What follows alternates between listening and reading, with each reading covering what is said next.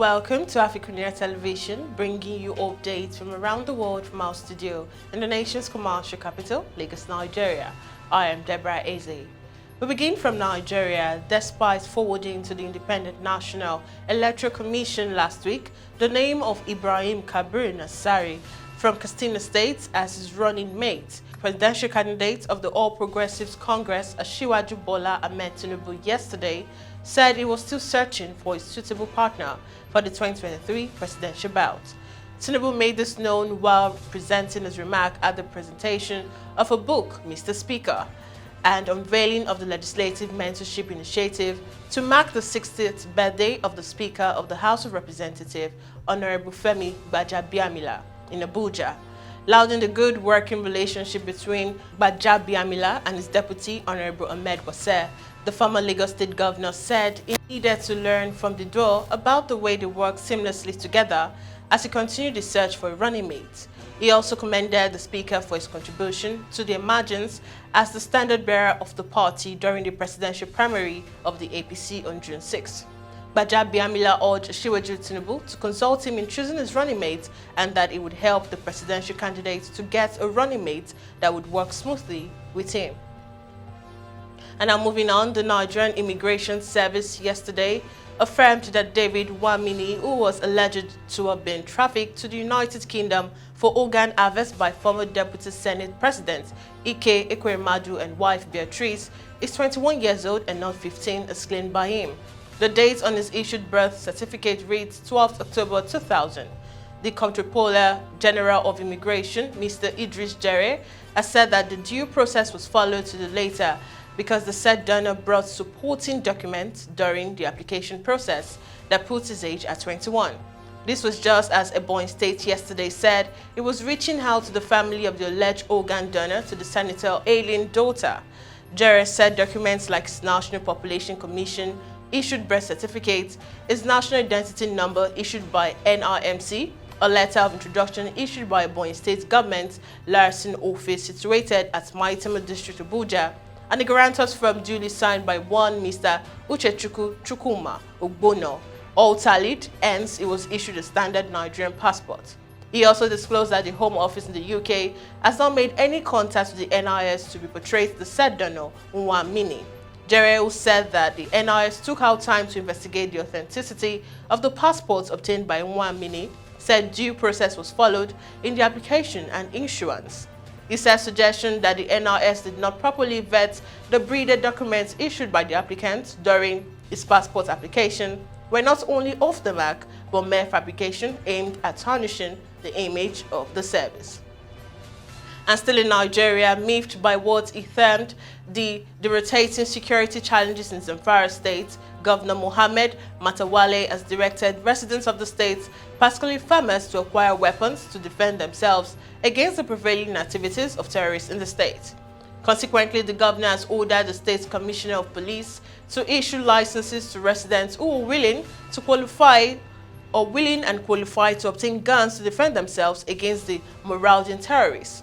Matawale, in a statement issued to journalists Sunday by the State's Commissioner for Information, Ibrahim Magaji Dusara, said the government will distribute 500 farms to each of the 19 emirates in the states for those willing to obtain such self-defense weapon. He said the government has approved the immediate closure of all markets, filling stations, and banned riding of motorcycles in Mada, Winaka, and Ruwan Boer districts, as well as Yandoto Emirate in Gusau and Safi local government areas of the state respectively. The governor explained that the government has ordered for the recruitment of 200 additional community protection guards in each of the 19 emirates of the state to boost their manpower and capacity to tackle banditry and other heinous crimes in the state. He added that the government also approved the formation of additional parliamentary units in order to properly and effectively reinforce the operation of the state's community protection guards. Now away from Nigeria, a new blow to the purchasing power of Zimbabwean as the latest figures from the Zimbabwe National Statistics Agency show that the country annual inflation rate reached 191% in June. The Southern African nation already so far from sanctions that have exacerbated the pre-existing economic crisis, a context that makes it increasingly difficult for the population to afford a living. Now, since the start of Russia-Ukraine conflict, Zimbabwe inflation rate shot up from 66% to more than 130% in May. In 2 months, it increased again to verge on 200%. And the same month, the finance minister, Mutili Nkube, said the GVT would not hesitate to intervene to caution against price increases and exchange rate volatility. Zimbabweans are still waiting for governmental measures. In the meantime, the spectre of hyperinflation is looming over the country. Still on the African scene, Somalia's parliament on Saturday unanimously endorsed Ezeh Boer as new prime minister, paving the way for the creation of a new government. All 220 lawmakers present gave their blessings to Boer's appointment, and he was sworn into office. Boer told Parliament he would form a quality government that would focus on creating inclusive political stability in line with the president's motto of a reconciled Somalia that is at peace with the world. Somalia's new administration faces a raft of challenges, including a looming food crisis and a grinding insurgency by the Al-Shabaab jihadists. The MP from the semi-autonomous state of Jubaland was chosen earlier this month by President Hassan Sheikh Mohammed, who was elected by Parliament in May after a long-delayed and stormy voting process. Up next are headlines making the round on the foreign scene. Stay with me.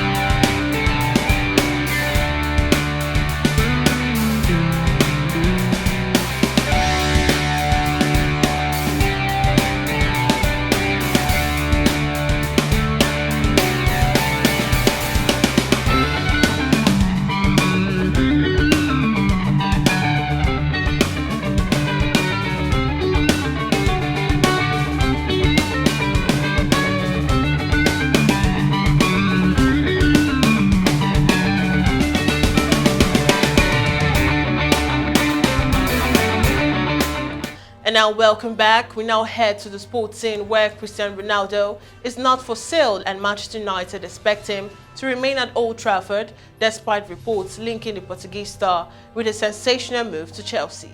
United's failure to qualify for the Champions League and lack of signings so far this summer has led to reports that Ronaldo may want to leave.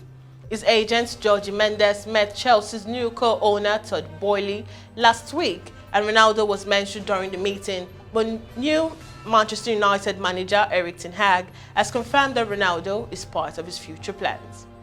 And meanwhile, Manchester United have held positive talks with Barcelona over the signing of midfielder Frankie de Jong, and there is a growing belief a deal is moving closer. Talks have centered around valuation, with both clubs understood to be closer to a compromise. United will not be rushed into a deal and are still prepared to walk away if they don't get what to be a reasonable price. It is thought De Jong is very open to reuniting with his former Ajax manager Erik ten Hag and become United's first signing of the summer. And finally, the International Cricket Council has confirmed Nigeria as the host of Africa Region qualifiers for the 2024 ICC Men Under-19 Cricket World Cup from September 21st to October 2nd, 2022. The qualifiers, which will hold in Abuja, will produce only one qualifier to the next stage, who will then compete with qualifiers from Division 1 category. Already, the Nigerian Cricket Federation has stated or started preparing the country's team for the competition, which was confirmed by NCF General Manager Emeka Igwilo at the weekend. The present NCF board has demonstrated willingness and capacity to work with the international body in hosting events of this nature, going by the capacity building and continuous infrastructure upgrade it has undertaken.